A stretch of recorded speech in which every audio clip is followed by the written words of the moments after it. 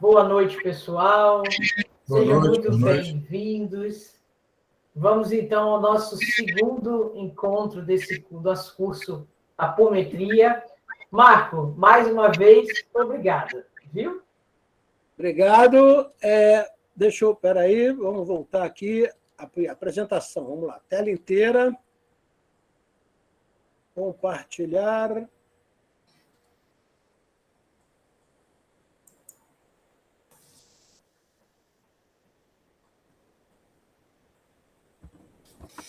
Todos vendo minha tela? Perfeito. Sim, Marco, está me vendo sim. Ok.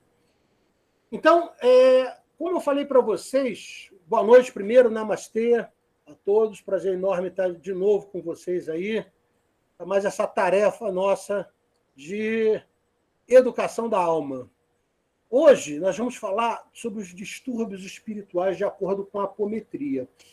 Uma coisa engraçada, quando você começa a falar sobre distúrbios espirituais, que são doenças da alma, na realidade, né?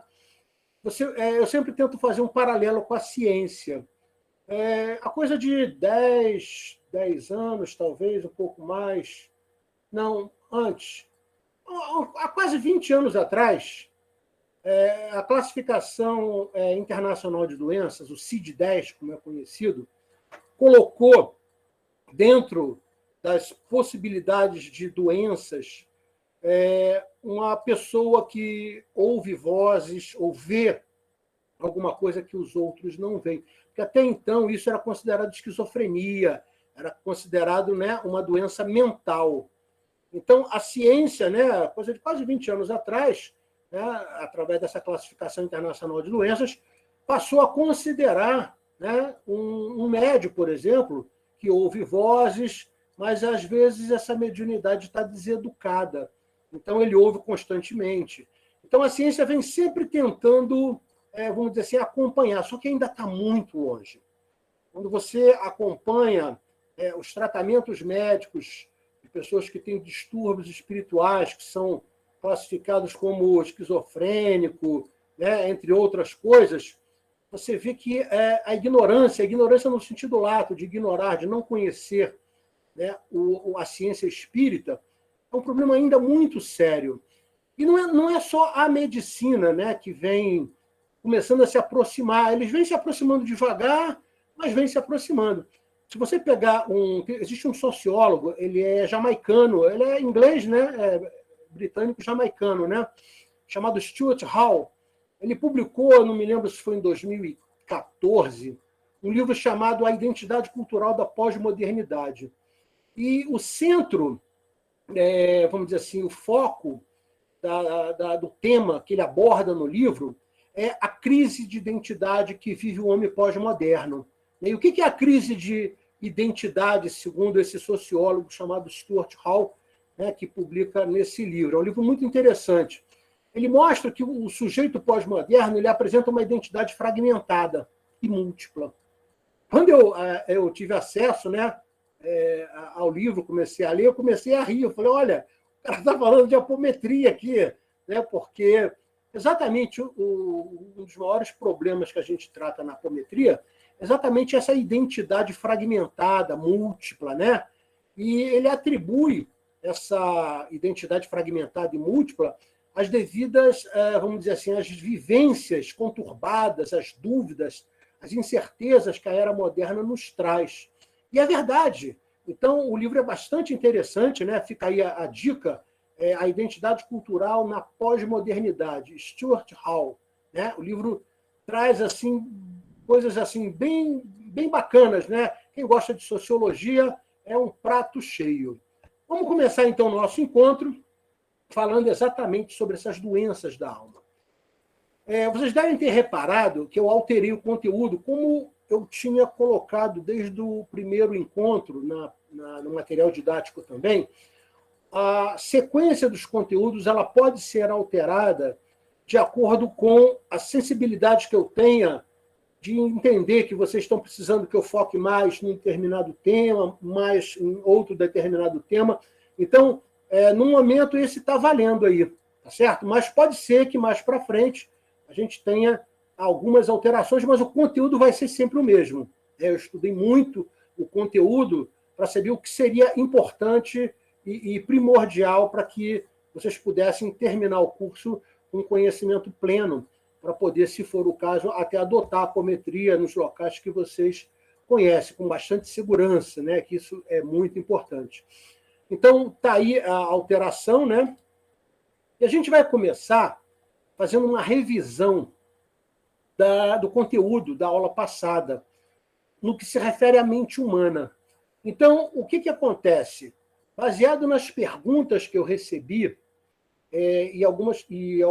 teve uma pergunta que veio quando eu já tinha enviado o material, né, porque eu enviei com 10 dias, né, 11 dias de antecedência, não lembro direito, e a pergunta era muito pertinente e ficou claro para mim que eu deveria explicar melhor aquilo. Né? A pessoa estava perguntando uma coisa inteligente e eu falei, estava no material, eu falei, mas eu acho que eu posso desdobrar o material. Tráfico e Associação para o Tráfico. Logo depois, ao ouvir a família, percebeu que havia algo de errado na decisão que ele mesmo tomou.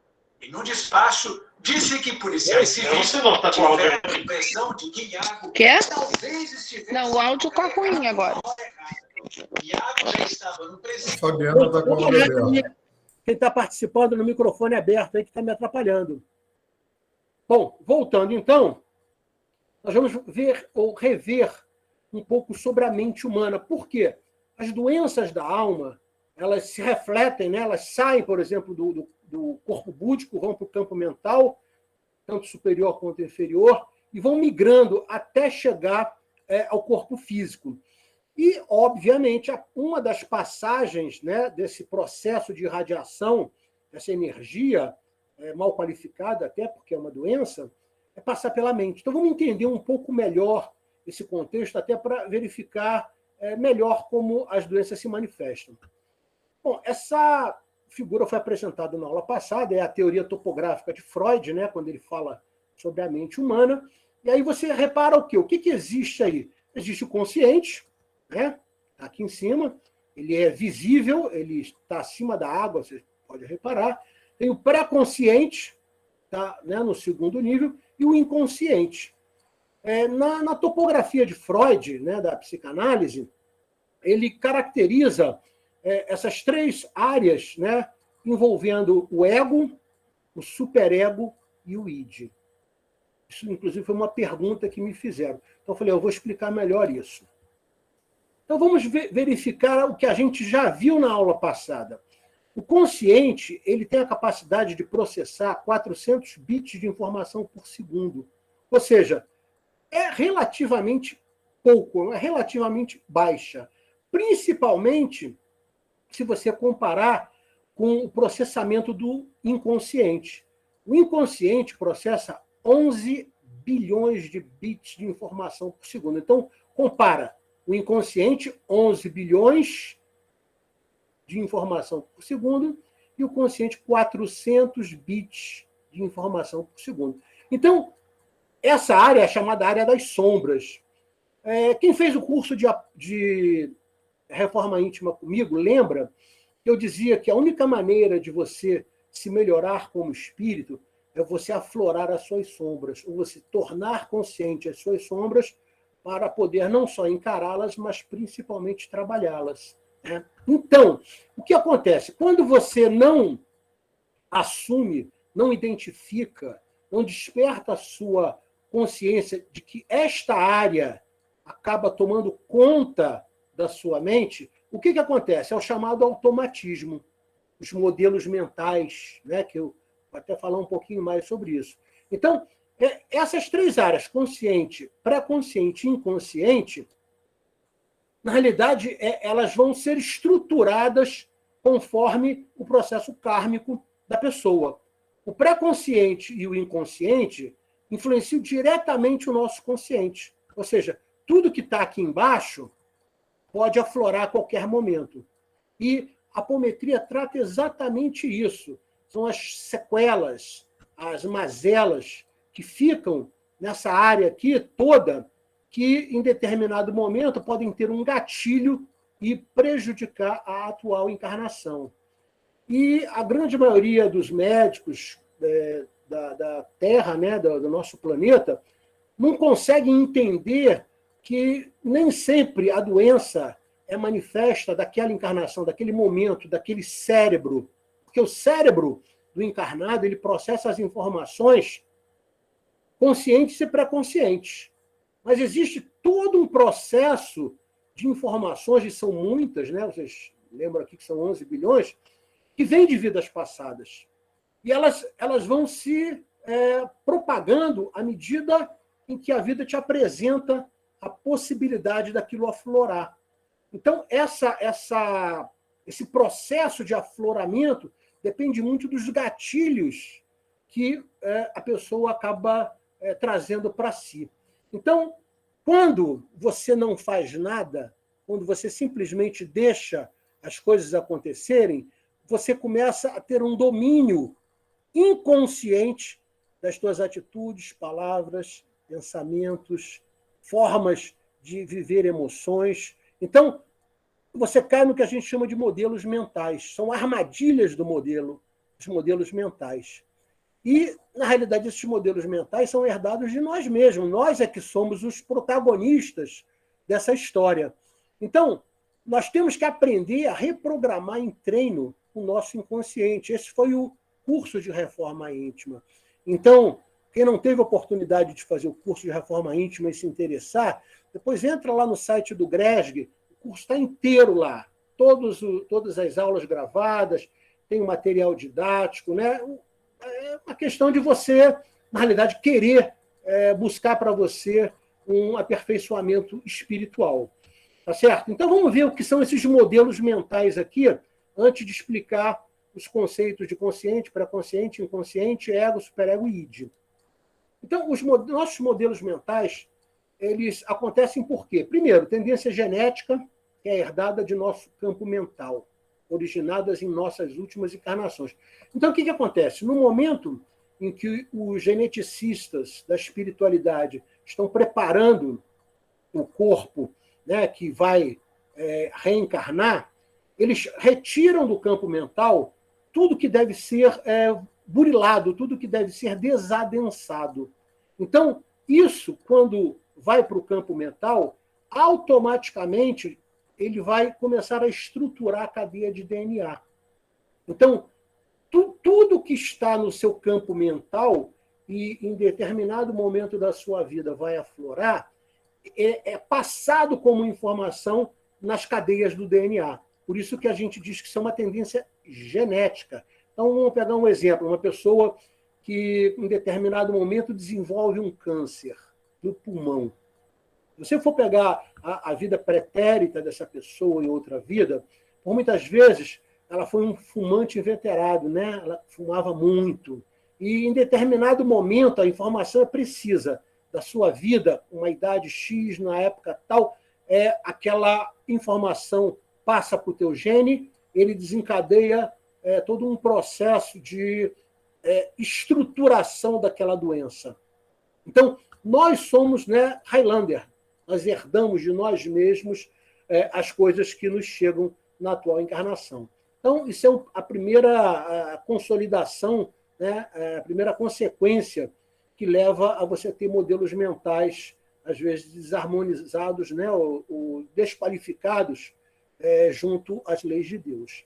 O segundo é o reforço da tendência genética através das nossas atitudes. Então, a gente acaba, através da atitude, da palavra, do pensamento, a gente acaba reforçando essa atitude genética. A gente não consegue, como a gente disse, aflorar a sombra para combatê-la e passa desapercebido. É por isso que você pode ler, por exemplo, No Céu e Inferno, que é um dos livros da codificação por Kardec, né, do Espiritismo, que vários espíritos, né, e isso não é só no livro, não, isso acontece em mesa mediúnica, isso acontece na apometria também, eu estou cansado de ver isso acontecer. Espíritos se apresentando, chorando, dizendo que perderam a encarnação, porque acreditavam que a encarnação era para o contexto do prazer, a busca da gratificação dos sentidos, e eles não entenderam que todos nós, ao reencarnarmos, não ganhamos um passaporte para vir passear por aqui. nós ganhamos uma carteira de trabalho. E esse trabalho, o primeiro trabalho a ser feito, não é com o próximo, é com você mesmo, é para você se melhorar. Então, a partir do momento que você não dá atenção a isso, você reforça pelas tuas atitudes, pelas tuas palavras, pelos teus pensamentos. Por quê? O teu inconsciente assume esse contexto de ação. Ausência de delimitação no processo de aprendizagem durante a infância. Isso é outro problema sério. Hoje em dia, eu sou educador também, eu tenho formação na área educacional. Então, a quantidade de professores, né, com esse conceito de liberalismo, não estabelecendo delimitações para a criança, isso é muito grave. O que é delimitar? É você estabelecer um campo de atuação. É assim, ó, você vem daqui até aqui. É igual quando você faz, por exemplo, uma dissertação de mestrado, uma tese de doutorado, o teu orientador, né, eu fui orientador tanto de graduação como de pós-graduação, ele dá para você, olha só, qual é a sua delimitação? O seu campo de atuação é da onde até onde? Então, isso, os pais têm que começar a entender para poder realmente educar a criança. Então, você tem hoje várias crianças que passam para o processo da adolescência sem ter recebido essa delimitação desse processo de aprendizagem. Isso é grave, por quê? Porque na adolescência, né, a carga hormonal se intensifica e, junto com a carga hormonal, a persona, né, todos os contextos, a personalidade daquele encarnado vão começar a aflorar. Então, ele vai começar a se mostrar quem realmente ele é como espírito a partir da adolescência. E o processo hormonal é um gatilho, é um dos gatilhos, melhor dizendo, que faz essas alterações no corpo, né, e ele passa a ter uma outra forma de entender e ver, por muitas vezes se torna rebelde. Então, a educação é fundamental, né? Se você olhar desde a época do Renascimento, quando surge o Iluminismo, todo o contexto que foca na educação, todos os grandes filósofos, desde os pré-socráticos, desde lá atrás, né, Tales de Mileto, que é um pré-socrático, e depois da Grécia clássica, né, basicamente os três principais, Sócrates, Platão e Aristóteles, todos deram ênfase à educação, deram ênfase ao processo de aprender negar, prender. Eu nego estar preso. Né? Então, a aprendizagem é isso, é você se libertar, conhecer a verdade para poder se libertar. E sempre foi foco, sempre foi alvo de estudo dos grandes filósofos que a humanidade recebeu para que pudesse nos orientar. Então, fica aí mais então uma chamada que isso fortalece os modelos mentais viciosos. A presença de provas a qual a gente sucumbe, ou seja, a prova se apresenta e você não consegue resolvê-la, você não passa pela prova. Né? Você, se não passou pela prova, você repete. Porque na vida espiritual, todos os erros, todos os equívocos que você comete em vidas passadas, como diria o livro Céu e Inferno, nenhum centil deverá ou deixará de ser pago. Você vai passar pela experiência que você fez os outros passarem. Então, a partir do momento que você primeiro passa por uma expiação, o planeta nosso ainda é de expiações e provas. Por que expiações e provas e não provas e expiações? Porque primeiro a expiação se apresenta. Ou seja, a expiação é a purga. Colocar para fora aquela mazela que você produziu a você mesmo ou a alguém. Depois que você colocou para fora aquilo, tem a prova. Ou seja, é como se a espiritualidade maior falasse assim, puxa, que bom, você conseguiu se higienizar. Agora vamos apresentar um problema similar a esse que você caiu na encarnação passada e vamos ver se você passa. Puxa, Marco, depois de eu espiar, ainda vou ter a prova? Sim, depois de espiar, tem a prova. E a grande maioria dos encarnados atualmente acaba sucumbindo. Por quê? Porque não presta atenção. Então, aqueles que acharam, né, ou acham até hoje, que ganharam um passaporte, não ganharam uma carteira de trabalho, não entenderam que o maior trabalho a ser feito é consigo mesmo. A espiritualidade está cheio no umbral, está cheio de espíritas, cheio. E aí você pergunta, puxa vida, essa pessoa fazia caridade, ela ajudava tantas pessoas, ela dava palestra, ela fazia isso, fazia aquilo. E como é que ela está nesse umbral profundo, nesse sofrimento todo? É porque ela não entendeu que o primeiro trabalho de caridade a ser feito é consigo mesmo. É olhar para dentro de você, se conhecer. É por isso que eu costumo dizer, eu não gosto de trabalhar com pessoas, né, principalmente na apometria, que não estejam em plena reforma íntima. Por quê? Porque o elo de uma corrente é tão forte quanto o seu elo mais fraco. Então, se você tem uma pessoa lá que não está na reforma íntima, você pode ter certeza que as trevas vão atacar exatamente ali nessa pessoa para romper o cordão fluídico, né, de imantação magnética que é feito para os trabalhos. Então, a presença de prova a qual as pessoas sucumbem é outra coisa que deve ser relembrada, porque é sempre desafio. E, por último, a perpetuação da síndrome de Gabriela. O que é a perpetuação da síndrome de Gabriela? Eu nasci assim, eu cresci assim, vou morrer assim. Tem pessoas que se orgulham de dizer, é uma ignorância completa. Ah, mas eu sou assim mesmo. Meu amigo, você veio para cá para aprender, para se melhorar. Então, você está sempre em processo de transformação. Você muda primeiro, repete a mudança, até a mudança se tornar um hábito e virar uma transformação. Então, esses modelos mentais, né, são consolidados por causa disso aqui. Isso faz o quê? O teu inconsciente assumir as tuas palavras, pensamentos, atitudes, emoções, no momento em que você está encarnado na relação com o próximo. E aí você pode perguntar, como é que eu posso quebrar isso, Marco? Como é que a gente quebra o modelo mental que vai reproduzir esse looping, né? Nos tornando refém da mente? Para que você faça isso, você tem que repensar assim, o que eu posso fazer para reconstruir essa nova forma de pensar, falar, agir, sentir? O que eu faço? Só tem um processo, educação. E lembrando a educação pela formação da palavra, né? Ex do cere, do latim, ex é tirar de dentro, do cere é condução. O que é a educação? É você tirar de dentro o trauma, a sombra, o defeito, o vício, e conduzi-lo para uma nova realidade. Então, muitas pessoas se tornam refém da mente.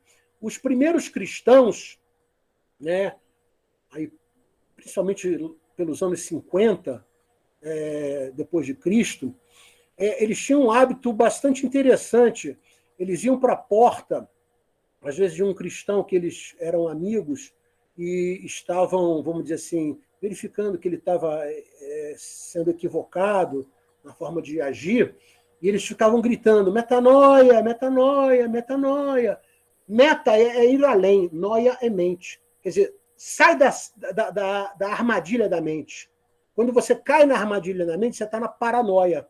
Você está repetindo as armadilhas da mente. E a mente tem que ser educada, né? Se você estudar o Bhagavad Gita e o Srimad Bhagavatam, são dois clássicos da cultura hindu, eles dizem que eles comparam a mente a um cavalo selvagem que tem que ser domado. Então, fica aí a dica que a única forma é a educação, é tirar de dentro essas sombras, o trauma, né, o defeito, o vício, e conduzi-los para uma nova realidade. Ok? Nós falamos muito sobre isso na reforma íntima. Então, quem se interessar, como eu falei, busca lá o material que está todo lá. Vamos entender agora aqueles conceitos da topografia de Freud. Uma forma bem simples. O que é o consciente? É a mente atenta. É o lado racional e a ação que o mundo te apresenta. Ou seja, o que você consegue perceber pelos teus sentidos é o teu nível consciente. O que é o pré-consciente, que é uma camada logo abaixo? São os conteúdos que não estão disponíveis, vamos dizer assim, no contexto de ação imediata, mas a qualquer momento, por qualquer gatilho, exemplo, uma armadilha da mente, né, dos modelos mentais, eles são trazidos à consciência. Isso é o pré-consciente. E o inconsciente, né, não é acessível ao consciente, ou seja, ele fica subentendido, ele fica, vamos dizer assim, no ostracismo, lá no contexto de ficar quietinho. Porém, ele tem uma grande influência nas suas atitudes, palavras e pensamentos quando o teu consciente não busca a reflexão, não busca a racionalidade de entender o porquê você está passando por determinada situação. Então, o inconsciente aflora principalmente medos, traumas, fobias, né? Memórias que te trouxeram desconfortos. Então, está aqui, ó, dentro do inconsciente, você tem aqui, ó, os medos, os impulsos sexuais inaceitáveis. Né? É natural isso. Ah, eu sou doente. Todos nós somos doentes. Eu acho muito engraçado quando alguém quer julgar uma outra pessoa e fala, ele é um doente. Eu me dá vontade de rir, né? Isso é baseado em Joana. Porque todos nós somos, Joana de Ângeles, todos nós somos doentes, todos nós temos traumas de outras vidas, temos coisas mal resolvidas, motivações egoístas, impulsos destrutivos, né? Às vezes de tirar a própria vida, desejos irracionais, impulsos imorais, experiências infantis, traumatizantes, tudo isso está ali no inconsciente. À medida que você está encarnado e existe algum gatilho, ele pode o quê? Aflorar. Aí ele passa para o pré-consciente, se tornando memória, passa a ser um conhecimento armazenado e a qualquer momento ele aflora. Então, ele fica disponível para a tua sensibilidade, para as tuas percepções, ele estrutura o pensamento que vai dar origem a quê? As tuas atitudes, as palavras, as emoções e aos sentimentos. Se você olhar sob a ótica da apometria, como é que isso acontece? Nós temos aqui, né, os 3 corpos superiores e os 4 corpos inferiores. O corpo físico, duplo etéreo, corpo astral e o mental inferior. São os 4 corpos inferiores. E tem os corpos superiores, que é o corpo mental superior, a gente vai falar sobre ele, ele é um conglomerado de outras coisas, ele aborda o ego, ele aborda a personalidade, né? O corpo mental superior é o primeiro corpo superior, né? Da estrutura do espírito. Depois você tem o corpo búdico, que é o banco de dados da consciência, é o banco de dados do espírito, onde são agregadas todas as tuas atitudes, pensamentos, tudo que acontece na tua vida é armazenado no corpo búdico. E detalhe, eu já trabalhei numa casa que as pessoas falavam que você acessava o corpo búdico para despolarizar estímulo de memória. Isso é besteira. Nós não temos capacidade de acessar o corpo búdico. O corpo búdico é intocável. Tudo que a gente acessa é o campo mental superior para cá, ó, nesse sentido para cá. Por quê? Porque o que está no campo búdico e precisa ser trabalhado, a natureza é sábia, Deus é extremamente inteligente. Ele já faz, no teu processo reencarnatório, que o que está de informação que não é bom no corpo búdico, ele passe imediatamente para o corpo superior, o corpo mental superior. E, posteriormente, o corpo mental superior vai fazendo o quê? Vai trazendo isso até chegar ao corpo físico. E, obviamente, né, o corpo físico vai comandar o cérebro, que, por sua vez, tem o seu software, que é a mente. Ok? Então, explicando esse conceito, né, da topografia de Freud, né, que é aquela ilhazinha, o que é o ego? O ego significa eu em grego. Ele é o corpo da causa, é o corpo causal do espírito encarnado, que vai assumir uma nova personalidade a cada encarnação. Persona, para vocês lembrarem, é aquela máscara que era utilizada no teatro grego. Então, a cada encarnação que nós temos, você vem com uma nova personalidade. Você pode vir como homem, como mulher, você pode vir com um determinado tipo de defeito, um determinado tipo de vício. E o objetivo dele vir a persona e, né, estar ali incomodando o seu ego, o seu eu, é você trabalhar ele, é você depurar ele. Eu já vi palestrantes, inclusive espíritas, dizendo que o espírita tinha que destruir o ego, pelo amor de Deus. Não é nada disso. Não é nada disso. Se você destruir o ego, você acaba com a tua psique. O que você tem que fazer com o ego é discipliná-lo e desadensá-lo. A gente viu isso na aula passada, que aquela estrutura que você vai perdendo os corpos. Então, você tem, né, o corpo causal, que tem dentro da sua estrutura, tem o ego, né, a personalidade, e ele vai o quê? Afinando, afinando, à medida que ele vai desadensando, aí ele se funde a energia búdica, ou energia crística, e depois, né, com o tempo, ele se funde na centelha divina, no Atman. É isso que causa a unicidade em Deus.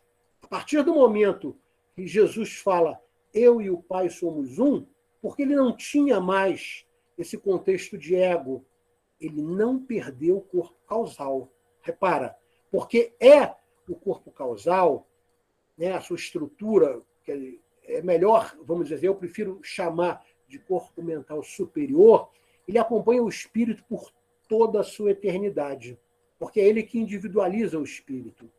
Tá certo? Então, Jesus tinha o corpo mental superior, Marco? Tinha. Só que o corpo mental superior dele era de uma luminosidade, era de uma vibração altíssima que acompanhava exatamente a vibração do Atman, da centelha divina, da partícula de Deus que todos nós temos.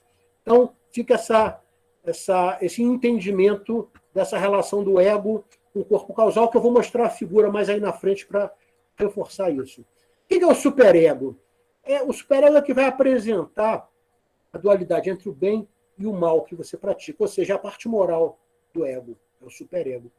E o id é responsável pelos instintos, pelos impulsos e pelos desejos inconscientes. Tá? O id está sempre buscando a gratificação do sentido. Ele está sempre querendo evitar contrariedades. É aquele contexto que a gente chama de sair da zona de conforto. O id, ele estrutura a zona de conforto. Tá certo?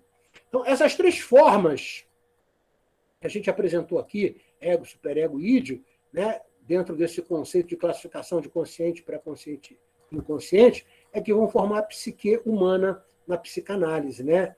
Tanto Freud quanto Jung compartilhavam desse conhecimento e eles não estavam errados, eles estão muito próximos do contexto da ciência espiritual. Então, vamos lembrar aqui para reforçar mais ainda sobre isso, porque isso é muito importante para a gente entender as doenças da alma. Todos os 7 corpos, os 4 inferiores, corpo físico, duplo etéreo, corpo espiritual e mental inferior, repara que o mental inferior ele é ovalado. Todos os outros têm a forma do corpo humano. O mental inferior, não. O mental inferior é que estrutura, é que dá suporte para a formação do campo áurico, da aura de um determinado indivíduo. E ele reflete tudo o que aconteceu daqui para cá. É por isso que se você pega um bom vidente, que consegue ver ou sentir, por exemplo, os chakras, você consegue ver, por exemplo, quando a gente trabalha com pranic healing, que é a cura prânica, né? Eu fui treinado e consegui desenvolver isso bem, com a minha própria mão, né, quando às vezes não abre evidência, eu perceber que determinado chakra, por exemplo, um cardíaco ou o plexo solar, ele está extremamente contaminado. E às vezes isso é confirmado quando você vê aquele espectro meio arroxeado, fica meio arroxeado.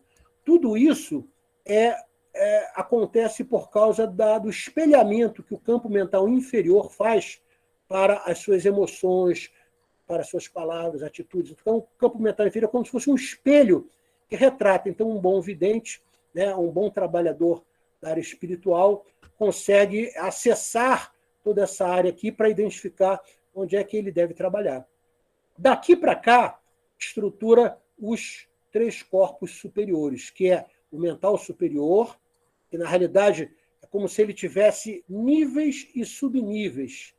Né? Níveis que agregam o ego, a personalidade, e essa estrutura do mental superior, que forma esse, vamos dizer assim, esse lastro de proteção, porque é ele que protege o espírito, ele não se perde o que acontece com ele, ele vai afinando as suas camadas.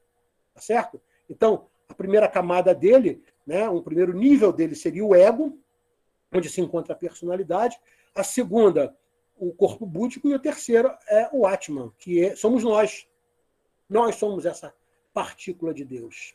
Ok? Então, essa relação é constante, essa troca de energia, de informação, tanto daqui para cá, quanto de lá para cá, é constante. Constantemente, tudo que acontece no corpo físico, o espírito ressente. Tudo que o espírito passa por esses corpos, chega no corpo físico.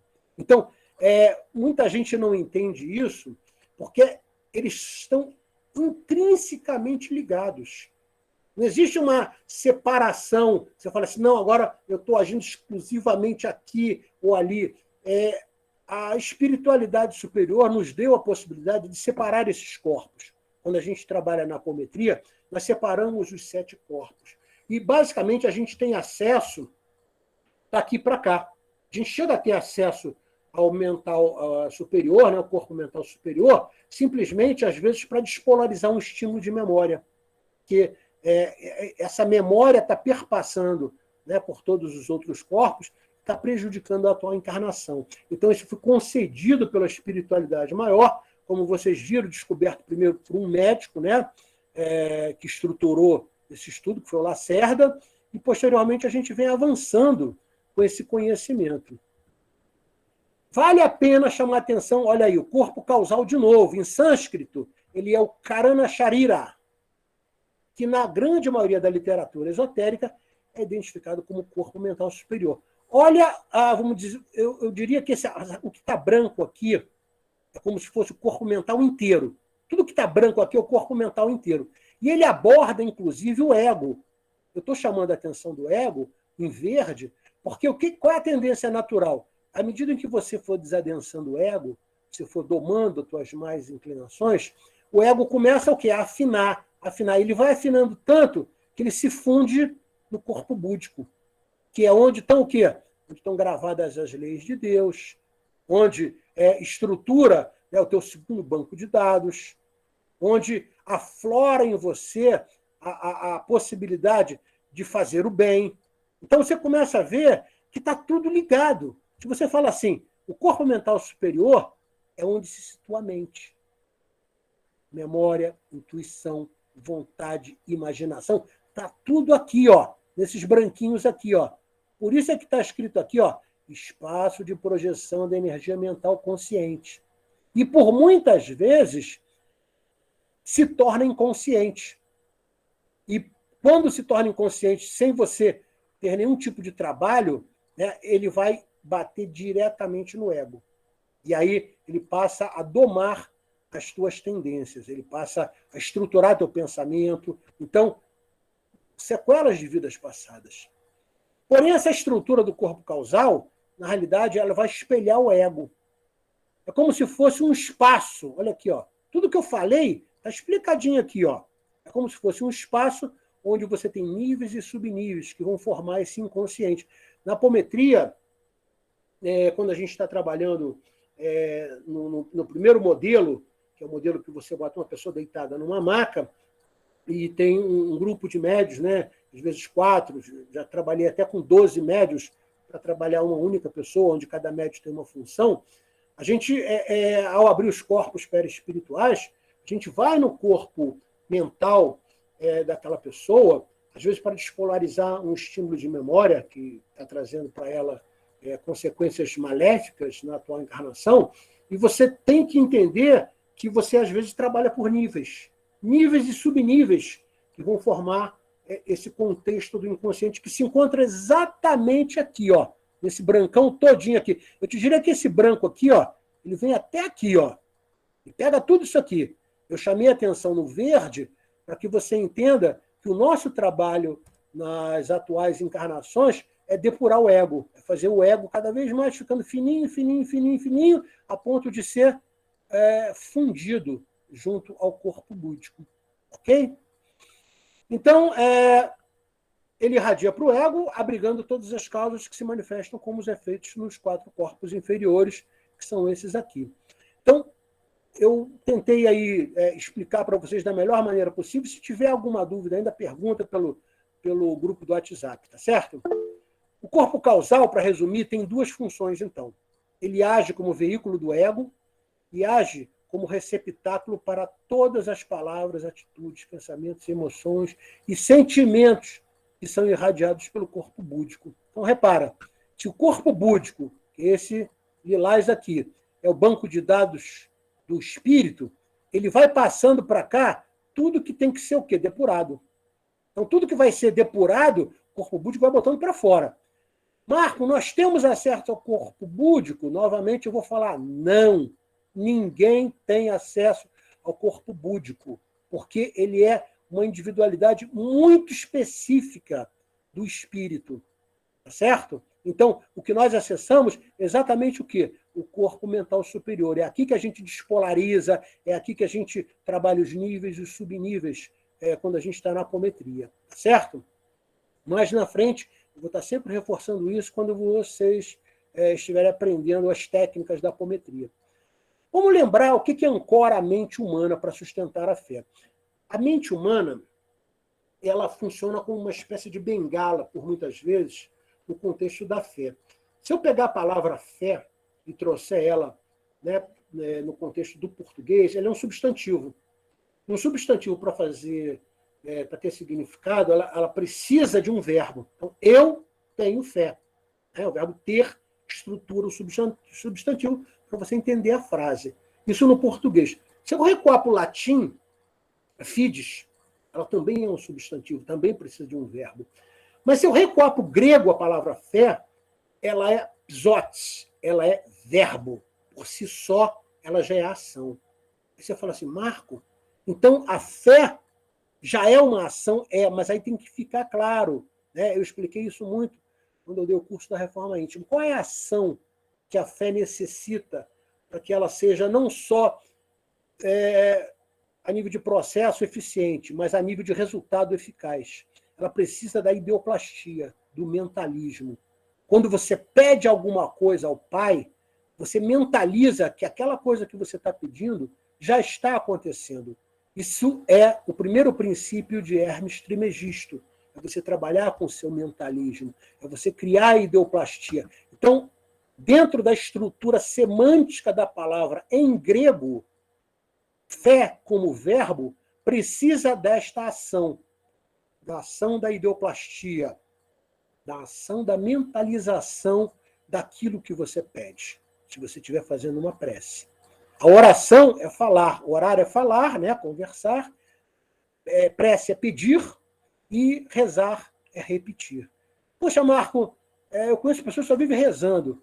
Normalmente a reza é utilizado para disciplinar alguma coisa na sua mente. Então, por exemplo, eu tenho um japamala, e quando eu quero disciplinar alguma coisa na minha mente, eu pego, né, as contas e vou passando o dedo, né, uma por uma, e vou repetindo aquela coisa.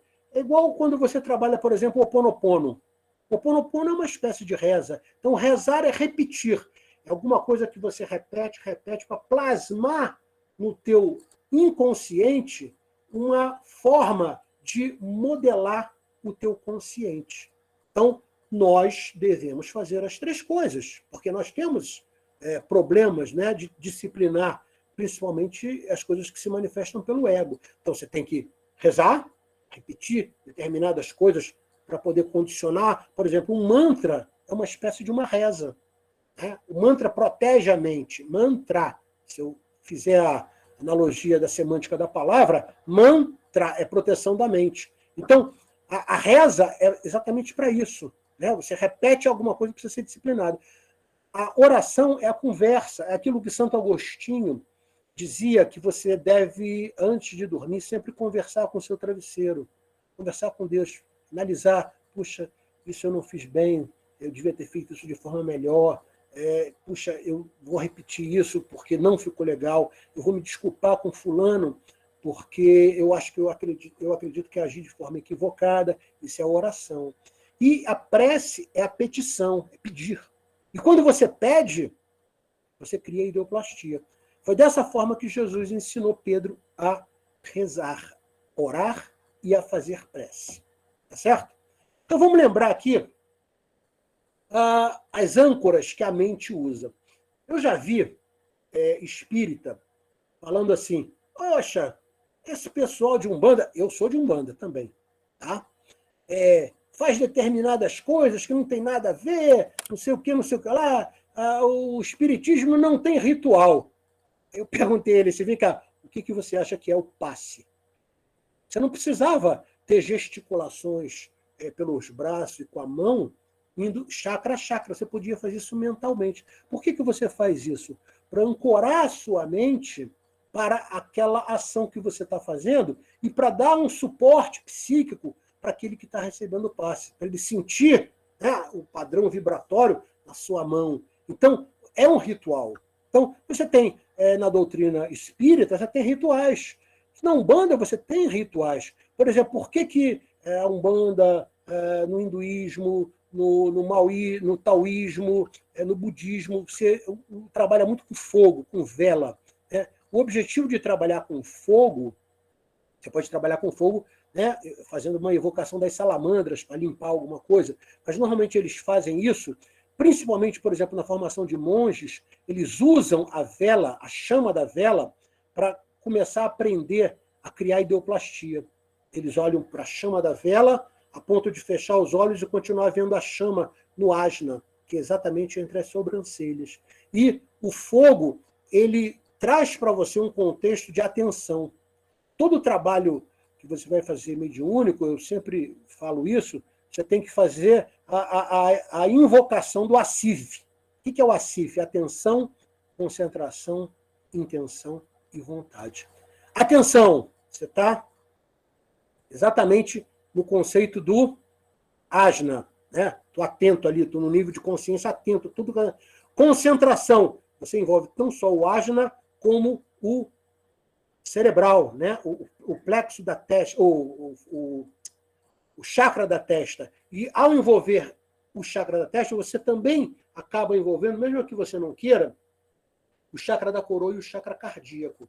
Então, você torna-se pleno na concentração do que você vai fazer, inclusive acionando o próprio, pelo I, né, a intenção que vem do coração e a vontade que vem do plexo solar. Então, atenção, concentração, intenção e vontade é necessário. Por muitas vezes, você precisa de um anteparo psíquico para poder fixar a tua mente. Muita gente não entende a cruz. Essa aqui é a cruz cabalística, né? Esse símbolo que se faz é simplesmente, vou mostrar a vocês como é que se faz. Você bota, né, o dedo entre os dois olhos, né? Então você fala assim, ó, em nível consciente, aí você traz o plexo, que é o 2 aqui, ó, em nível consciente, trabalhando a minha vontade, aí você vai para o seu lado do braço, que é o lado direito, que representa o quê? A espiritualidade. Que o espírito vai para o lado esquerdo, comande a matéria. Lembra que Jesus falou, né, aqueles bons estariam ao lado direito do Pai? Tudo que você, por exemplo, lê no Evangelho, que traz as novas do Cristo, de Jesus, né, na personalidade de Jesus, você vai ver que ele se refere ao lado direito como o lado espiritual e o lado esquerdo como o lado material. Então, a cruz cabalística traz exatamente isso, é isso aqui, ó. Depois eu vou ensinar vocês com mais detalhes do que eu estou falando aqui, para que vocês possam entender, porque não é simplesmente fazer o movimento, é como se você estivesse assim, trazendo o contexto, que a minha consciência, reforçado pela minha vontade, com a força do espírito, assuma a materialidade da minha vida. Então, isso é um apelo, isso é quase uma prece. Essa cruz cabalística, ela representa uma prece. Por exemplo, as guias que se usa na Umbanda, tá? Elas fazem um foco não só de imantação, de radiação de uma determinada energia, mas elas servem para dar segurança mediúnica para o médium. Elas são utilizadas para isso. Os grandes rituais em roda, tá? Que acontece. Às vezes as imagens, uma vez o pessoal falou assim, no Espiritismo não tem imagem, não sei o quê, que isso é besteira, não sei o quê. Aí eu falei assim, leia o livro Libertação, tá? Você vai entender. Lá no finalzinho do capítulo, né, tem um capítulo que os trevosos acompanham uma senhora que era alvo da perturbação. acompanham dentro de uma igreja. E quando eles estão dentro da igreja, o André Luiz, ele está lá, e ele começa a ver que daquelas imagens que estavam no altar da igreja, começa a emanar assim, uma quantidade de luz absurda. E ele fala assim, eu sempre escutei falar que esse negócio de imagem é besteira, não serve para nada. Aí o mentor espiritual falou para ele assim, André, a relação tudo é troca. Você tem aí uma igreja que tem às vezes 100, 200 anos, pessoas ali, diariamente, muitas pessoas, né, olhando para aquela imagem e depositando a sua fé. Aquela imagem, ela absorve aquilo e ela devolve para outras pessoas que virão depois pedindo auxílio. Então, é real isso. Então, nunca zombe sobre uma exterioridade que alguém usa para fazer um culto, para fazer, né, um determinado tipo de ritual, que na realidade é uma exterioridade. Marco, a tendência no futuro é que isso se prevaleça, que isso continue? Não. A tendência, com o desenvolver da espiritualidade, como nós, né, nos desenvolvemos, isso vai ser tudo mental. Mas ainda estamos longe disso, tá bom? Então tá aqui, ó. São recursos utilizados pelos homens a fim de ancorar e disciplinar a mente. Para trazer o quê? Atenção, concentração, intenção e vontade. Olha aqui, ó. A cruz cabalística é o que a gente chama de ritual do pentagrama menor. A gente vai usar isso quando eu falar da apometria por decretos quânticos. Eu vou dizer como é que isso é feito. Já dei aí uma boa dica, né? Pela consciência e acionando a vontade, a espiritualidade assume o comando da materialidade. É isso que representa a cruz cabalística, que é, né, aquela cruz que as pessoas fazem, jogador de futebol faz quando vai entrar em campo, ele não tem a menor noção do que ele está fazendo, mas aí fica para vocês já o ensinamento. E vale a pena aqui, o Caboclo Urubatão da Guia é meu guia-chefe. É ele que comanda meus trabalhos no terreiro de Umbanda. Ele se apresenta como caboclo, mas na realidade ele é um médico, tá certo? Que está a figura que, simbolicamente, né, ele é o Urubatão da Guia, ele é um caboclo de Oxalá. Oxalá é a energia de Jesus. Eu trabalho nas falanges, né, que tem como orixá maior, né, como, vamos dizer assim, um mentor maior, Oxalá, que é representado, né, no mundo nosso aqui, carnal, que foi representado por Jesus, é aquela vibração de unicidade com o Pai. E ele passou uma mensagem muito interessante, eu achei que vale a pena a gente ressaltar. Não existe objeto, signo, talismã, entre outros, capaz de atrair proteção, sorte ou azar. Instrumentos magísticos, palavras, decretos, oferendas, símbolos e pantáculos, né? Pantáculo é como se fosse um ponto riscado, depois eu vou falar mais sobre isso. Possuem a exata força que a gente atribui a ele. É a fina sintonia entre a fé e a coisa material que outorga poder, e não o inverso. É você que dá poder a um objeto.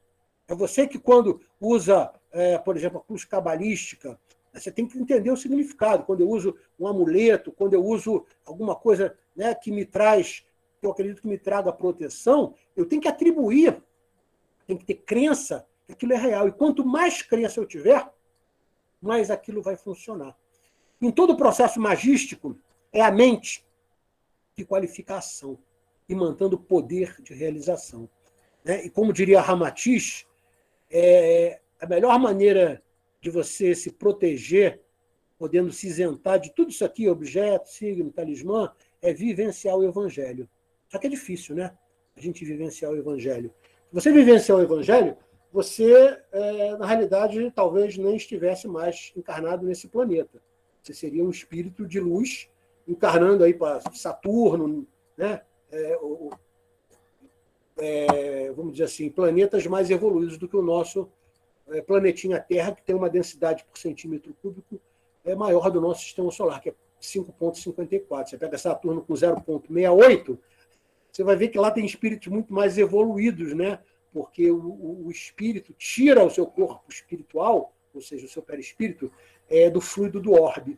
Então, quando você encarna na Terra, né, a densidade que tem do perispírito é retirada do orbe, que é 5,54 de densidade por metro cúbico. Aí você fala assim, caramba, é muito alta. Se eu comparar com Saturno, que é 0,69. Ok? Então, fica aí, eu levei quase 1 hora para reforçar isso, porque tudo isso que eu falei até agora é muito importante para você entender as doenças da alma, os distúrbios espirituais. Vamos vê-los, então. Esse livro é o livro básico, foi o primeiro livro que o Lacerda escreveu sobre todo o seu entendimento, né? Ele foi muito assistido pela espiritualidade. E quando ele falou das doenças, né, dos distúrbios espirituais, ele colocou 11 distúrbios.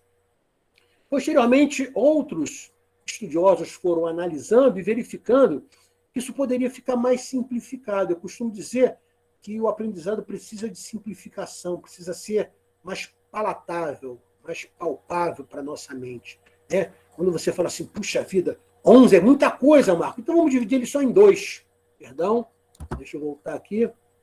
Vamos dividir isso aqui só em 2. Voltar aqui.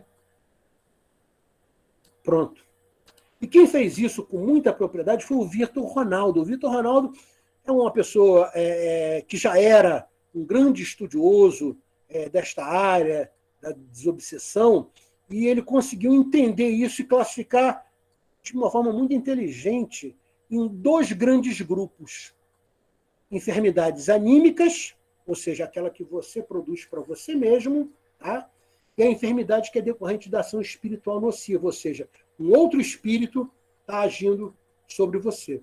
Então, olha como é que fica mais fácil você entender. Só tem 2 grupos, Marco. Não preciso. Você vai entender tudo que está aqui. A gente não foge da classificação didática do precursor, que é o Lacerda. Tá? Mas o Vitor Ronaldo, de forma muito inteligente, depois eu fui checar, está perfeito, né? Eu fiz algumas pequenas alterações, algumas adaptações em cima do que ele coloca nesse livrinho, que é fantástico, para que vocês possam entender cada vez mais e cada vez melhor. Então vamos ver o que são as enfermidades anímicas. O que é uma enfermidade anímica? Tá? Deixa eu voltar aqui. Anterior. Pronto. Peraí. Eu não sei o que eu fiz aqui, eu acho que eu... Não, aqui ele está só mostrando como é que essa divisão, né? Se a gente lembrar aqui, ó, vou voltar aqui tudo. Essa divisão aqui, né, ele conseguiu classificar nesses 2 grupos. Então vamos ver como é que ele classificou. As enfermidades anímicas, né, que é você se prejudicando. Ele colocou 4 doenças. A síndrome das correntes mentais parasitas e autoinduzidas. Os estigmas. Lembra o que é um estigma? Lembra daquele filme Estigmata? Que a menina aparecia com marcas da crucificação de Jesus? Né? Um estigma é uma marca, uma coisa que marca o teu contexto perispiritual. Tá? Ele traz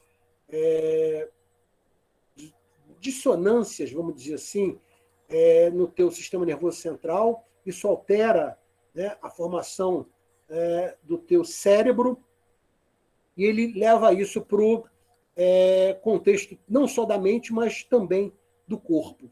Então, o estigma kármico, ele pode ser físico ou psíquico. Eu vou explicar cada um deles.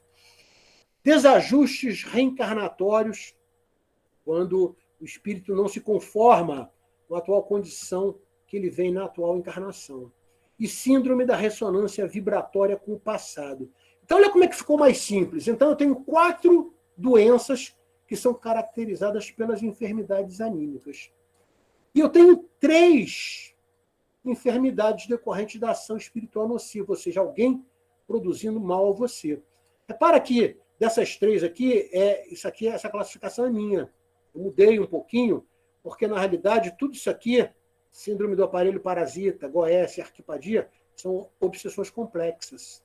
Tá? Então, eu alterei um pouquinho também o que o Vitor Ronaldo apresenta para ficar mais fácil para vocês. Então, eu tenho 3 grandes enfermidades. Eu tenho a síndrome da indução espiritual, eu tenho a obsessão comum, que pode ser simples ou coletiva, e eu tenho a obsessão complexa, se divide em síndrome dos aparelhos parasitas, vocês vão ver, né, que são os contextos que levam para condensadores, chips, né, que as trevas sabe trabalhar isso com muita propriedade. A goécia, que é a magia negra, e as arquepadias, são magias negras realizadas no passado. Por questões didáticas, nesse curso, a gente vai adotar essa classificação das enfermidades da alma com devidas adaptações.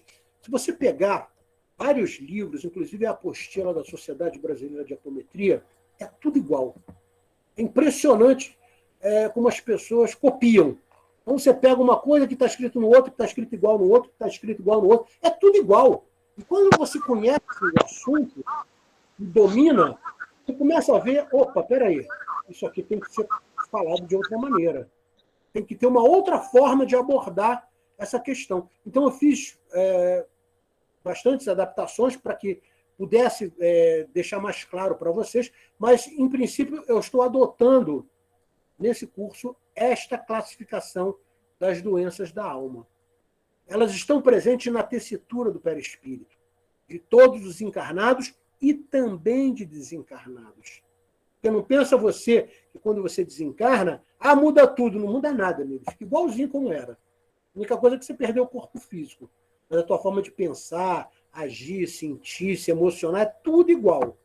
Tá certo? Então, por muitas vezes a gente trabalha encarnado e desencarnados também, que podem e devem ser tratados pelos trabalhadores da luz. Somos nós.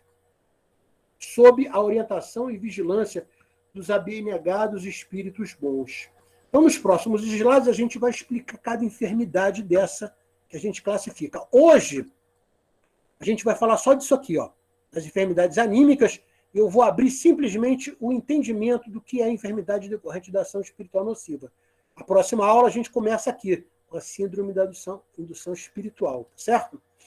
Então, o que é uma enfermidade anímica? São fenômenos psíquicos produzidos pela própria pessoa, em vida presente ou em vidas passadas. Lembra que eu falei que nós somos Highlander? Somos herdeiros de nós mesmos? Lesando o perispírito e sua relação com a mente. Não deixa de ser uma autoobsessão. Então, as enfermidades anímicas são produzidas pela própria pessoa, pelo desequilíbrio da pessoa, pelo desequilíbrio emocional, pelas atitudes equivocadas, pelas palavras desmedidas, pelos pensamentos tortuosos, né, causam essas enfermidades anímicas, que a gente, né, por exemplo, na doutrina dos espíritos, nós chamamos de autoobsessão. Vamos ver a primeira. Síndrome das correntes mentais parasitas ou autoinduzidas.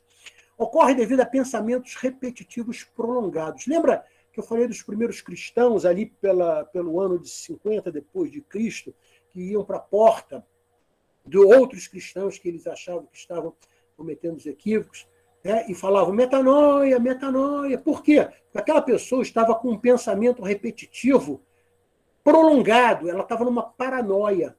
E essa paranoia, ela produz padrões vibratórios desarmônicos. E esses padrões vibratórios produzidos pela mente circulam pelo campo áurico, chegando no campo mental, principalmente o mental inferior, num circuito fechado, e desorganiza a atual personalidade do ser. Marco, mas isso é um problema sério. Você, com certeza, conhece várias pessoas que têm esse contexto da síndrome da corrente mental parasita autoinduzida. Pessoas que têm uma ideia fixa, às vezes até de perseguição, né? Que, por muitas vezes, a medicina acaba classificando de forma equivocada. Então, entendendo a ciência espiritual, você pode entender melhor como é que você trata isso. Exemplos: medos, preocupações. Quando eu falo medo aqui, né, são aqueles medos que se tornam realmente uma síndrome. O cara está com medo de sair de casa. Ele pode ter... ele repete sempre, não, eu posso ser assaltado. Né? Ele pode ter sido assaltado nessa vida e ele pode estar nessa vida mesmo tendo, vamos dizer assim, tendo produzido isso. Ou então pode ser de vida passada. Né? Já peguei pessoas que tinham medo de entrar em elevador porque morreram enclausuradas dentro de uma caixa.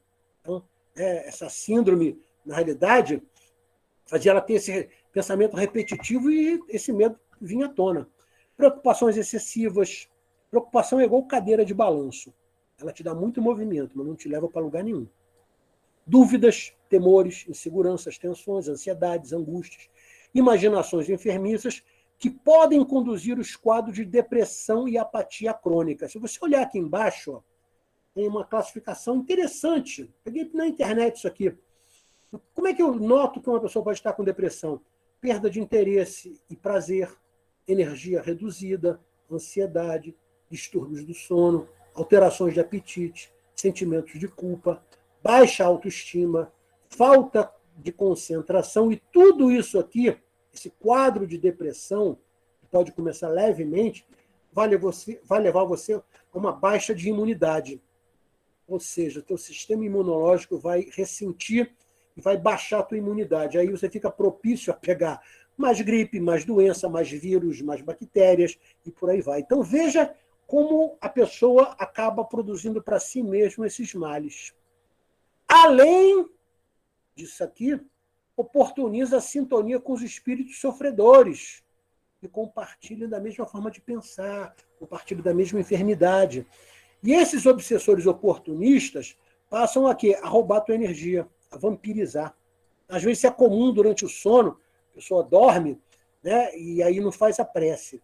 Eu sempre falo isso. Nenhuma pessoa deveria dormir sem fazer sua prece, sem conversar com seu mentor, sem pedir proteção. Por quê? Porque os vampiros estão aí, ou seja, os espíritos que querem sugar a tua energia, principalmente o teu ectoplasma, que é, na realidade, uma matéria bioplasmática, né? Ela é biológica, e ela interfere na formação do plasma. Às vezes, os espíritos estão precisando de ectoplasma para se refazer, para retroalimentar um vício.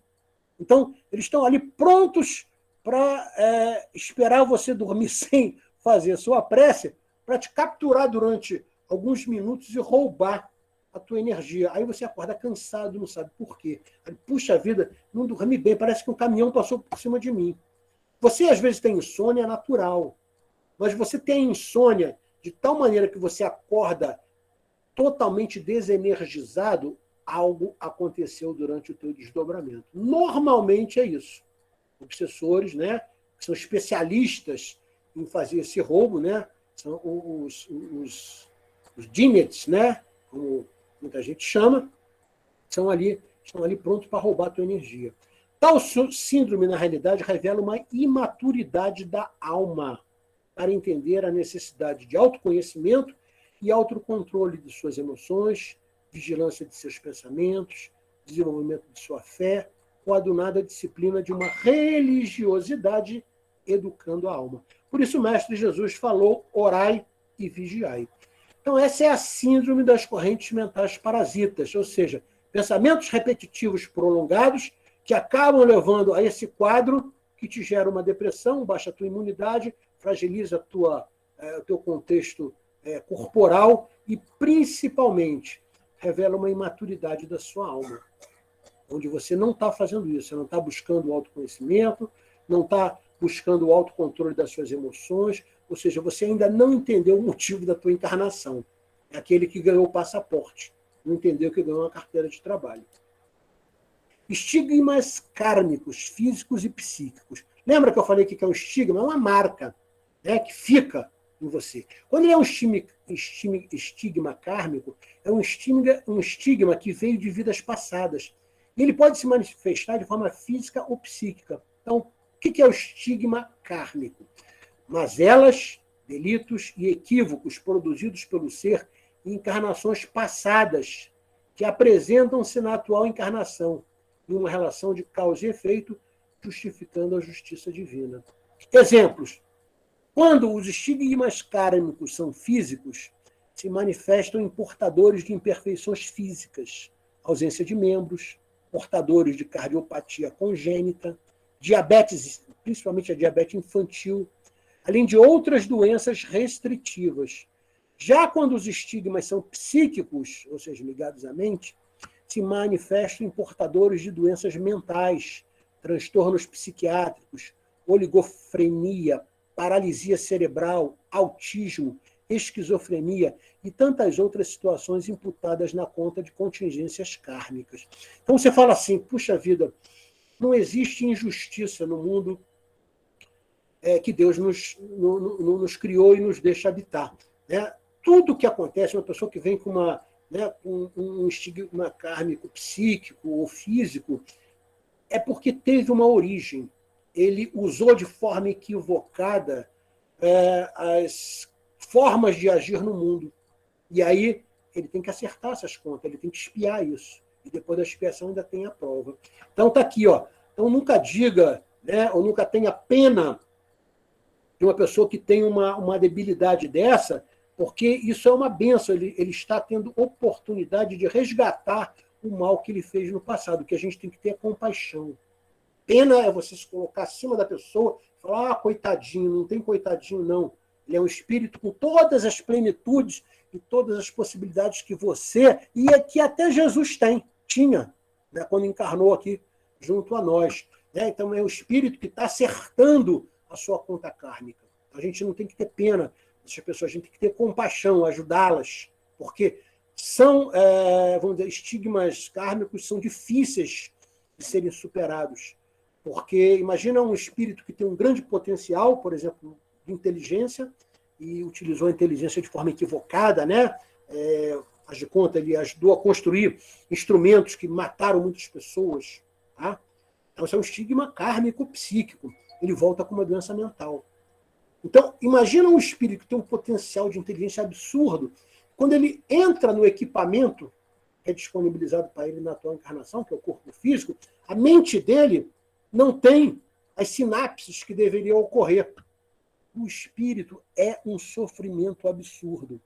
Quando você conversa, às vezes, na apometria, os espíritos que passaram por essas experiências, eles choram copiosamente, porque eles não entendiam que, enquanto estavam encarnados, eles estavam, na realidade, recebendo uma bênção de Deus para acertar esse processo kármico e, na próxima encarnação, vir completamente são. Certo? Então, fica aí o entendimento para isso. Tem um trecho que eu peguei aqui do livro do Vitor Ronaldo, que vale a pena a gente ler.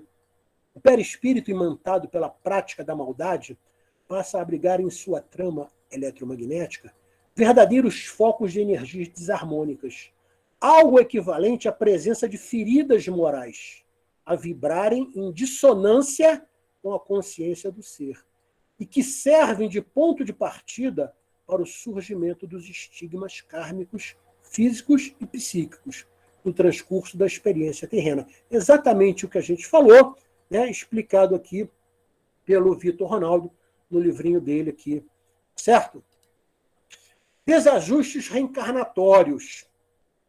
Presta bastante atenção que muita gente confunde esse desajuste, essa doença da alma.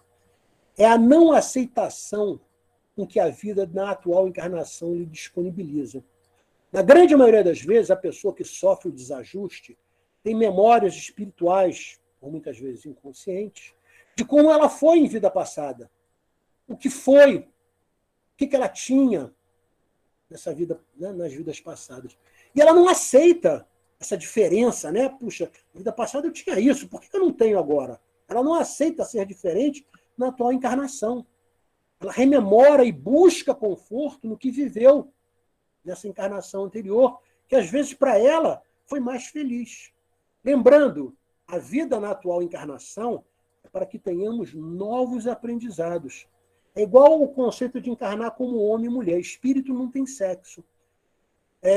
Vou dar um exemplo bem típico. O Chico Xavier, o expoente espiritual, né? Ele, em muitas encarnações, ele encarnou como mulher antes, né? Em vidas passadas. Então, ele tinha traços afeminados. Se você analisar a forma dele falar, o jeitinho dele, mas ele sabia, ele tinha um nível de consciência que ele veio encarnado como homem, porque ele precisava passar por determinadas provas e superá-las na condição de homem. Então, não importa se você vem como homem ou como mulher, você deve aceitar. Marco, eu conheço pessoas que não aceitam. Vamos falar já desse problema de não aceitar o que a vida lhe apresenta, que é, no caso, o corpo, né? Eu posso ter sido homem nessa encarnação e na minha encarnação passada ter sido mulher. E eu posso ter traços. Exatamente. O Chico Xavier falava uma coisa engraçada, ele falou isso no programa Pinga Fogo. Ele não falou abertamente isso que eu vou falar para você agora. Mas ele deu a entender que a humanidade toda era bissexual.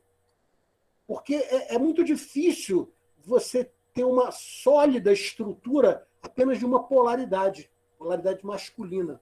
Você sempre tem o contexto da polaridade feminina junto. E é esse equilíbrio entre a polaridade masculina e feminina que torna você possível do desenvolvimento espiritual. Né? Porque a polaridade feminina é mais sutil, ela trabalha melhor os sentimentos. Às vezes você pega um cara que é abrutalhado durante muitas encarnações, foi guerreiro, tal, aí ele vem como mulher. Ele vem como mulher, ele não aceita. Não, eu sou homem, e ele não aceitando aquela, né, oportunidade que Deus está lhe dando para ela poder alinhar as suas polaridades, feminina e masculina, e ela passa a se travestir, passa a encarnar a sua personalidade. Marcos, isso é ruim? Não, não é ruim. Isso é bom? Não, também não é bom. Então a gente não deve julgar. Vamos ver o que está escrito aqui. Tais desajustes se apresentam como tendências instintivas e impulsos a agir, pensar e sentir conforme a vida que te trouxe mais felicidade. Essa mistura do passado e do presente, na qual, né, a influência pretérita é muito forte, proporciona na atual encarnação um grande desconforto psíquico e até a não aceitação da atual identidade. Exemplo, pessoa que era muito rico e volta como pobre. Tem que aprender a dar valor ao dinheiro, então ela volta como pobre. Então, aquelas pessoas, né, que ficam buscando a riqueza e fala para todo mundo que tem isso, que tem aquilo. Na realidade, ela tem que entender que ela precisa de equilíbrio dessa relação. Porque ser pobre ou ser rico materialmente não significa absolutamente nada. Olha o que eu falei aqui, a troca da polaridade sexual. Ele encarna como homem, mas não se aceita como homem. Ele fala assim, não, esse corpo não é meu. Aí você fala, isso é um contexto que eu posso julgar? Não, você nunca vai poder julgar, porque você não sabe o sofrimento que aquela pessoa, que às vezes encarna como homem, e tem, vamos dizer assim, um afloramento psíquico de mulher, sofre muito, mas não é pouco, não. Ele não se aceita no corpo masculino. Tá? Então, ela precisa do quê? De educação evangélica. Aos poucos, às vezes ela não vai conseguir vencer isso em uma encarnação. E a gente não deve censurar, criticar ou julgar, porque isso é uma ignorância completa. Pessoas que são dadas à clausura, que é o isolamento social, falhas de caráter, isso aqui é muito comum em todos, né? Vícios não extintos em vidas passadas, o álcool, por exemplo. Né? Então, quem é alcoólico ou quem é alcoólatra nessa vida, normalmente já tem um estigma no seu perispírito de vidas passadas. Foi um alcoólatra em vidas passadas. Está apenas lhe trazendo essa nova possibilidade dela vencer esse vício. Que as dificuldades são apresentadas para que a gente possa vencê-las. Agora, presta atenção nessa observação aqui que vai somatizar tudo que eu falei desse conceito do tratamento.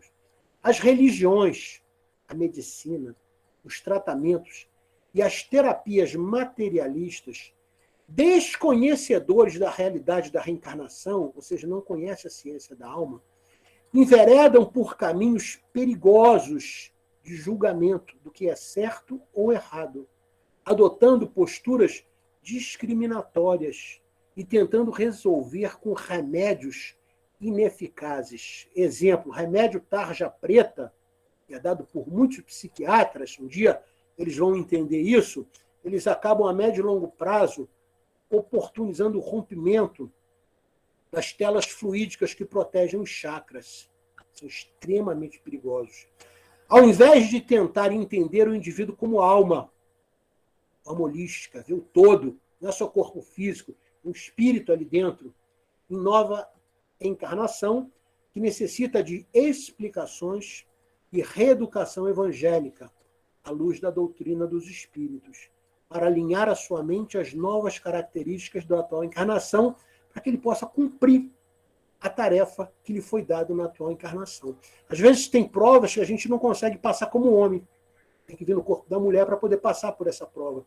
Às vezes tem provas que no corpo da mulher não vai ter êxito. Tem que vir como homem para passar por aquela experiência.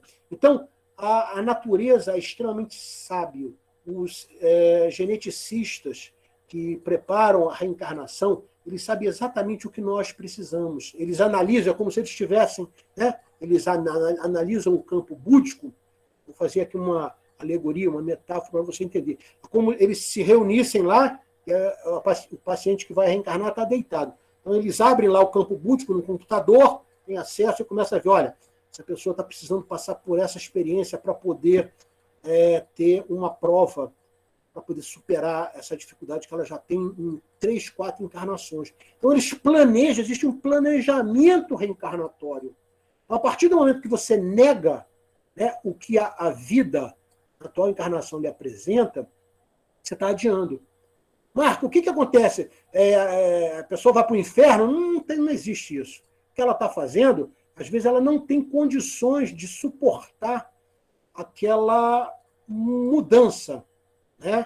Vamos pegar a polaridade do sexo, por exemplo. A pessoa ainda não tem uma psique estruturada para entender que ela precisa de uma reencarnação como homem. Então, ela acaba se travestindo e acaba virando, entre aspas, mulher. Às vezes corta o órgão sexual. Mas, assim, a gente não tem que olhar isso como julgamento. A gente tem que olhar o seguinte: esse espírito ainda não está preparado para passar por determinadas provas. Se você olhar, isso não é distante.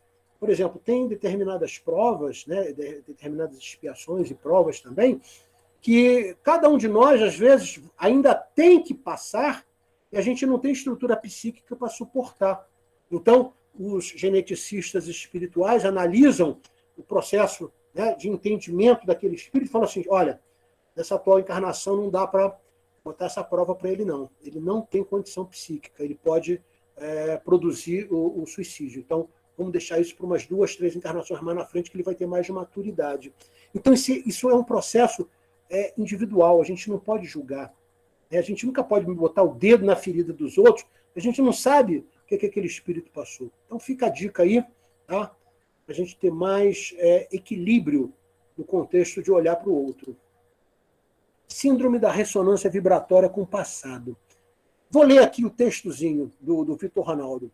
Tudo que se experimenta em vida vai desencadear na extensa rede neural do cérebro uma série de eventos neurobiológicos que vão integrar o sistema de codificação da memória.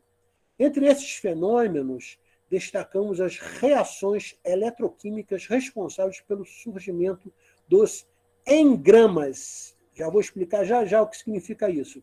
Que costumam ser evocados e recordados espontaneamente em estado de vigília. Então, o que é um engrama? Para vocês não acharem que eu estou inventando nada, eu simplesmente vim aqui, no oráculo, né, no Google. O que é um engrama? Aqui, a explicação. Traço permanente deixado no tecido nervoso por um estímulo muito forte. Um trauma que você viveu, ele passa a fazer parte do teu sistema nervoso, a tua rede neural. Tu fica marcado ali. Né? Isso é codificado pelo DNA. É uma marca permanente deixada na psique do indivíduo por força das experiências psíquicas por ele sofridas. Então, repara, quando você entende isso, voltando aqui à tela que a gente está, então, a síndrome da ressonância vibratória é quando você tem uma marca na tua psique, na tua rede neural, que ela se apresenta. Agora ela precisa de um gatilho. Então vamos lembrar aqui. Vale lembrar que o cérebro físico só consegue armazenar memórias vividas na atual encarnação. E nesse caso da síndrome da ressonância vibratória, com o passado, trata-se de uma memória extracerebral. Não está no cérebro, está no corpo mental superior. O corpo búdico passou para o corpo mental superior e o corpo mental superior vendo que existem condições de tratamento pela pessoa, ele vai irradiando, chegando na mente física, né, e estruturando todos os conceitos do perispírito, corpo espiritual, duplo etéreo, vai chegar no corpo físico. Ou seja, olha aí, oriundo do corpo búdico, ressonando no corpo mental superior e no corpo mental inferior, e dessa forma até chegar na mente, ou seja, na parte física, tá? Então, no cérebro especificamente. A mente é o software, o hardware é o cérebro. E como é que essa síndrome se manifesta? Flashes ideoplásticos. Então, aquela pessoa que está conversando, daqui a pouco vê um negócio assim na mente dela, ela se vê assim num momento de guerra. Tiro, ela se afoba, né? Ou então, um curto espaço de tempo, cria-se, né, uma imagem, um curto espaço de tempo na mente física dele. E isso é muito comum no desdobramento, às vezes. Pode acontecer, Marco, enquanto eu estou em vigília, enquanto eu estou acordado? Sim. Tá? Normalmente, em vigília, ele acontece através desses flashes. E aí a pessoa que não conhece isso e vai ao médico, o médico acha que ele está começando a um quadro de doença mental. Na realidade, isso é uma síndrome da ressonância vibratória com o passado. Tá certo? Então, veja como é que a medicina, principalmente a psiquiatria, a psicanálise, ainda tem que evoluir para começar a entender as verdadeiras doenças da alma. Essas ressonâncias são negativas, tormentosas e opressivas, trazendo perturbações desarmônicas afetivas na atual encarnação. Portanto, não devem ser confundidas com recordações de existência anterior, comuns em crianças, por exemplo, até 7 anos, né? Que na maioria das vezes não apresentam sofrimento moral. Então, o que caracteriza a síndrome da ressonância vibratória é alguma coisa, algum flash que vem à tua mente e te traz uma angústia. Caramba, traz um remorso, um sentimento de culpa, um medo, uma aversão qualquer, uma rejeição.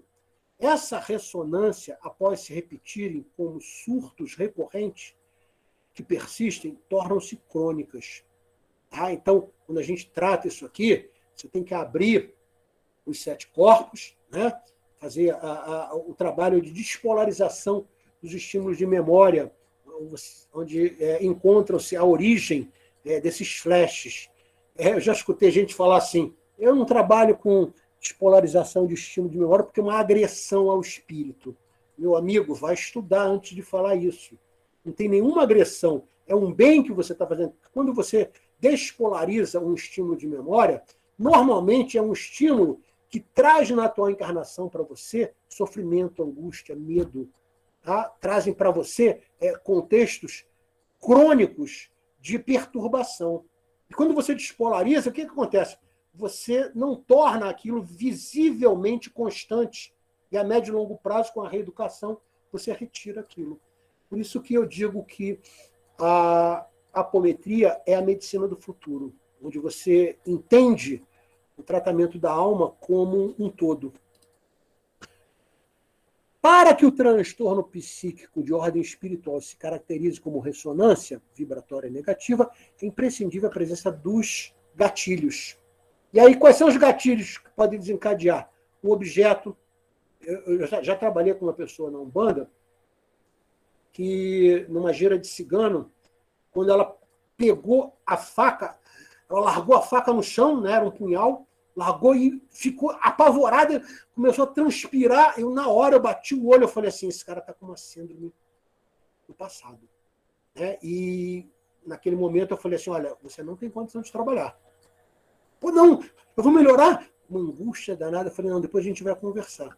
Era um médium, eu estava coordenando o desenvolvimento mediúnico, e o simples fato dele pegar no punhal, né, do cigano que ia trabalhar, ele teve esse desajuste psíquico. Tá? Às vezes, algum determinado lugar, alguma situação, superposição de imagem, você confunde a atualidade com uma memória ruim, assim, em flashes rápidos.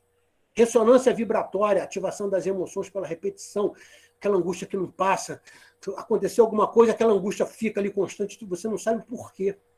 Sintomas emocionais desarmônicos, depressão, tristeza profunda, que vem às vezes do nada. Então, tudo isso tem tratamento sob a ótica das doenças da alma.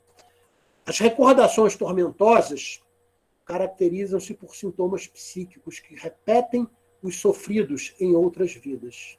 O fato do paciente desconhecer a causa de seu sofrimento gera-lhe mais sofrimento, ou seja, gera angústia, incerteza e medo até de enlouquecer.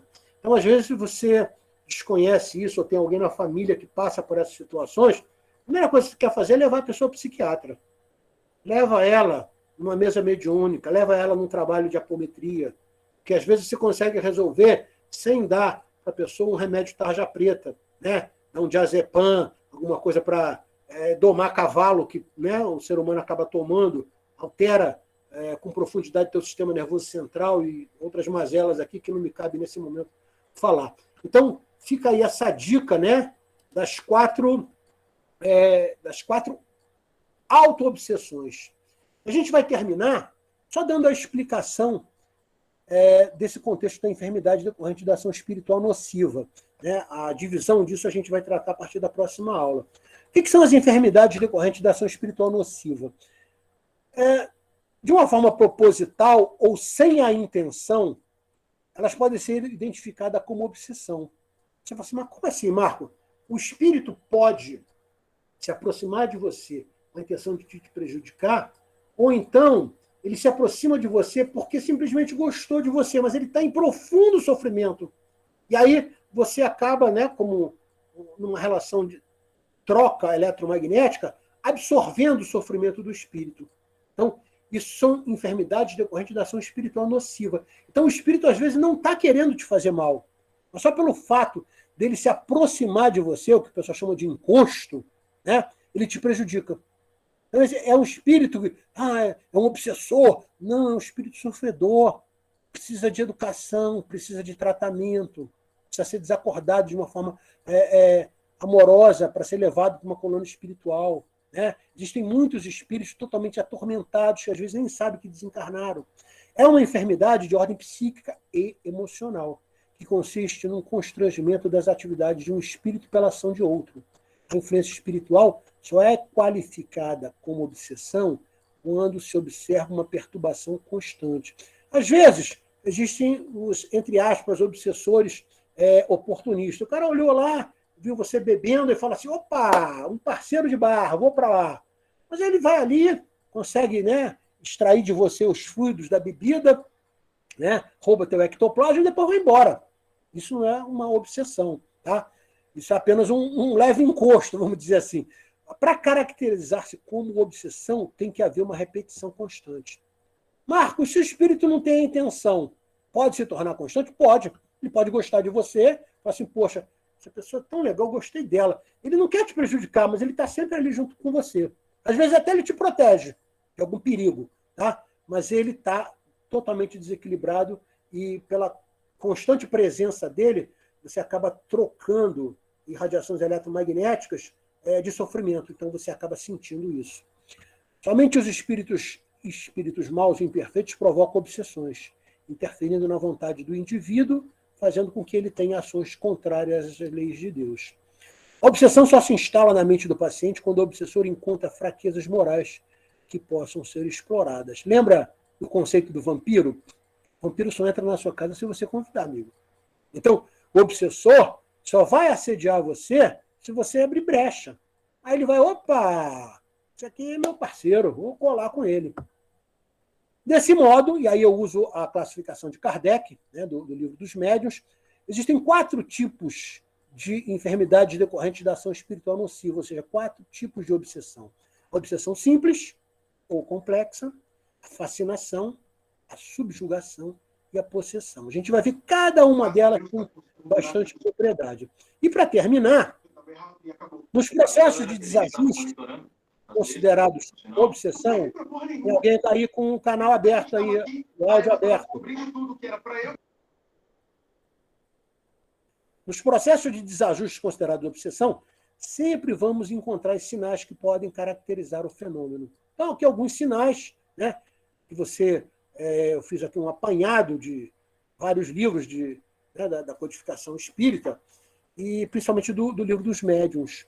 Sonhos ruins, pesadelos frequentes. Poxa, Marco, eu tive um pesadelo, eu sou obsediado? Não, se o sonho uma vez, não, de vez em quando, não. Agora, se ele é frequente, aí você tem que começar a pensar nisso. Estados de fragilidade da imunidade. Lembra que eu falei da depressão? Que causa vários sintomas e acaba fragilizando o teu sistema imunológico? Né? Às vezes é consequência. Indução ao vício. Mundanismo. O que é o mundanismo? É você viver da gratificação dos sentidos, né? Buscar prazer em tudo. Isso é perigoso. Instinto de agressividade, ideia de abandono da vida social, familiar. Querendo me isolar o tempo todo. Ideias de suicídio. Ruídos estranhos à volta do paciente.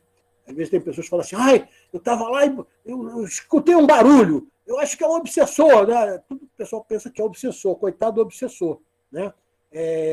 Às vezes foi um galho que quebrou, bateu ali na tua janela, não tem obsessor nenhum.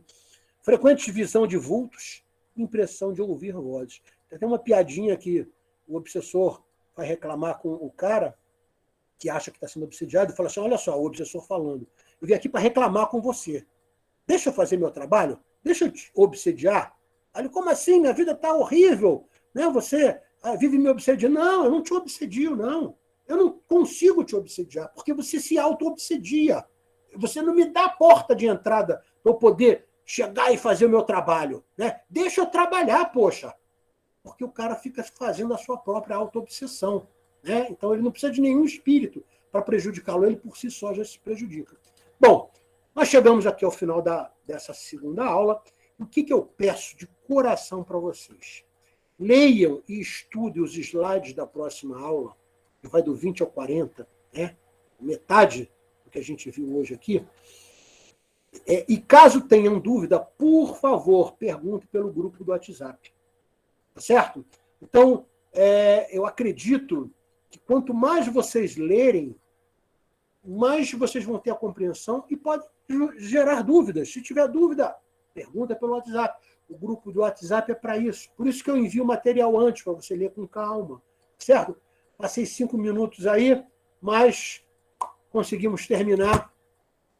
E peço a todos vocês que não esqueçam de fazer suas preces toda noite.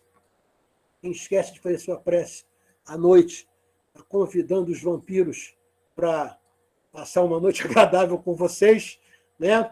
E pensem em tudo que a gente falou e comecem, na medida do possível, a ajudar pessoas que vocês vejam que têm essas síndromes, que têm essas sequelas. Né? Às vezes eu não sou contra a medicina, muito pelo contrário, eu estudo muito, apesar de não ser médico, eu estudo muito fisiologia, anatomia, mas assim, se levar, às vezes, para um psiquiatra, uma pessoa que às vezes teve um pequeno distúrbio, você pode estar abrindo as portas para que ela se torne dependente daquilo. Depende muito do psiquiatra. Né? Eu conheço psiquiatras que têm essa visão espiritual, que conseguem trabalhar de forma holística, entendendo que a pessoa não é só o corpo físico, não é só o cérebro. Ela tem uma mente que é dominada por um espírito que tem problemas. Tá certo? Então, só tenho a agradecer a presença de vocês. Muito obrigado. Namastê. Leiam, estudem e estaremos aqui no próximo mês. Lembrando que o WhatsApp está aí para tirar dúvidas. Obrigada, Márcio. Boa noite. Obrigada. Muito Obrigada, Márcia. Tchau, gente. Boa noite. Boa noite. Boa noite. Tchau, Simone. Tchau, um beijo. Tchau, Simone. Tchau. Obrigada, gente. Obrigada, Ana Harmônia. Tchau, tchau.